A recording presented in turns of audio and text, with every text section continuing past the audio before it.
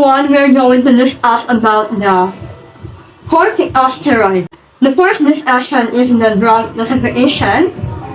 Second is the diseases of concern or the brief definition or discussion of the drug classification.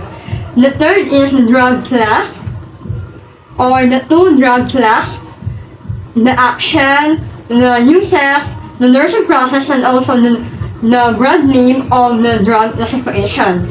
So let's move on to the corticosteroids. Corticosteroids are hormones secreted by the adrenal cortex of the adrenal gland. Corticosteroids are divided into two categories based on structure and biological activity. Did you know the mineral glucocorticoids are the fludrocortisone and androstenedione are used to maintain fluid and electrolyte balance and to treat adrenal insufficiency caused by hypothyroidism or the Addison disease. And the glucocorticoids are cortisone, hydrocortisone, prednisone, and others are used to regulate carbohydrate, protein, and also the fat metabolism.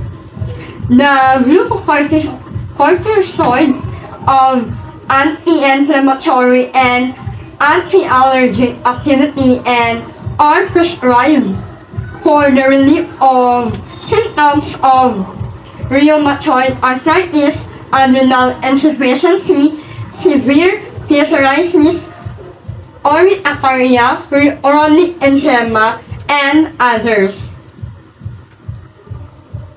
That is the two categories of corticosteroids. So let's move on to drug therapy with corticosteroids. First is mineralocorticoids.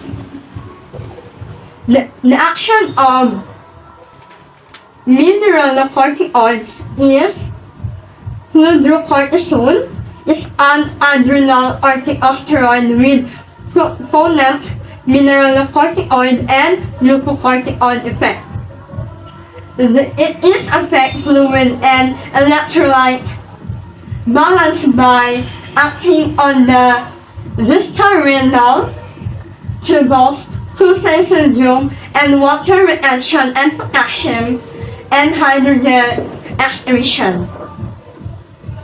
The uses of mineralocorticoids is the fludrocortisone is used in combination with glucocorticoids to replace mineralocorticoids activity in patients who suffer from other corticoids insufficiency or Addison disease and for the treatment of salt-losing adrenogenital syndrome.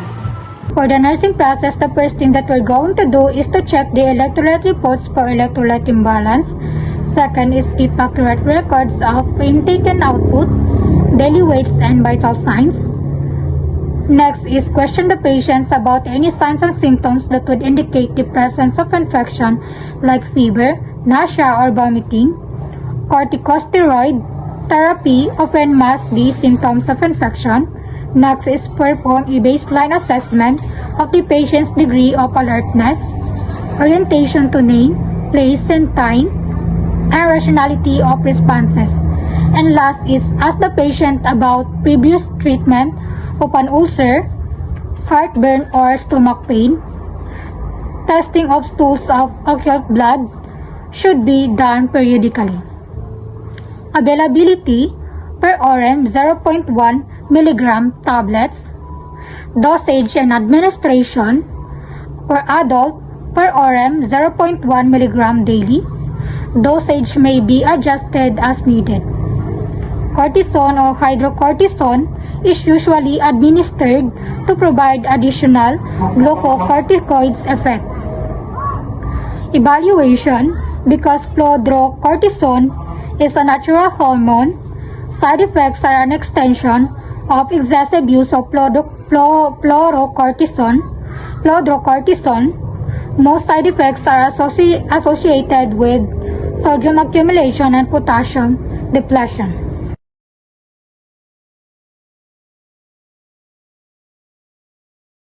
Glucocorticoids. Glucocorticoids are cholesterol divide steroid hormones synthesized and secreted by the adrenal gland.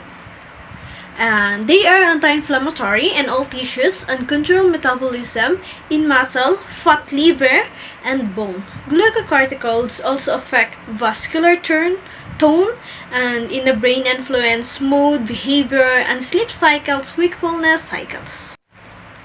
The major glucocorticoids of the adrenal cortex is cortisol. The hypothalamic pituitary axis regulates the secretion of cortisol by increasing or decreasing the output of corticotropin releasing factor CRF from the hypothalamus. And the next one is are most frequently prescribed because of their anti-inflammatory and anti-allergic properties. They do not cure any disease but rather relieve the symptoms of tissue inflammation.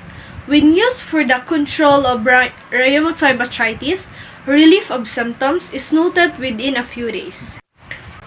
And among the most common ones are cortisone, a shot that can ease inflammation in your joints. Prednisone and dexamethasone pills that treat allergies, arthritis, asthma, vision problems, and many other conditions. Triamcinolone, a cream that treats skin conditions. Many health problems involve inflammation. Glucocorticoids are effective in stopping damaging inflammation caused by many immune system disorders.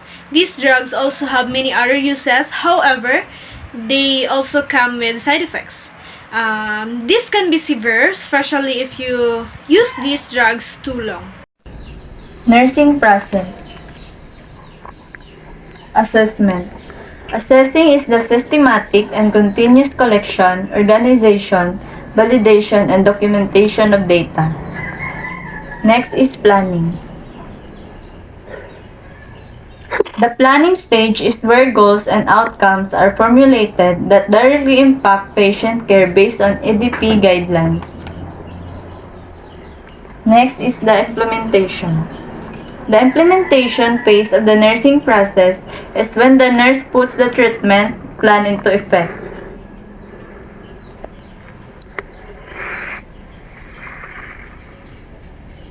Side effects to expect and report. Electrolyte imbalance, fluid accumulation. The electrolyte most commonly altered are potassium, sodium, and chloride. Hypokalemia is most likely to occur. Drug interactions. Diuretics, furosemide, thiazides, nimetanide, and others.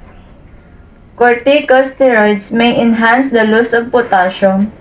Check potassium levels and monitor the patient more closely for hypokalemia when these two agents are used concurrently. Brand name of the drug classification. Glucocorticoids and hydrocortisone.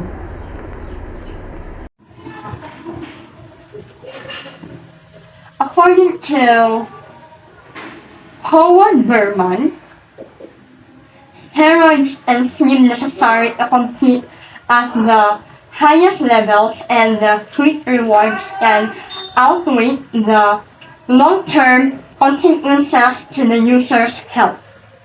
My name is Juliana A. Haurigi. My name is Raihana Cabilo. My name is Shamira Hatman Manon-Og. I am Princess Laika Amina Valete from BSN 3D. Thank you for Thank listening. you. Thank you for watching of our report on the Group 9.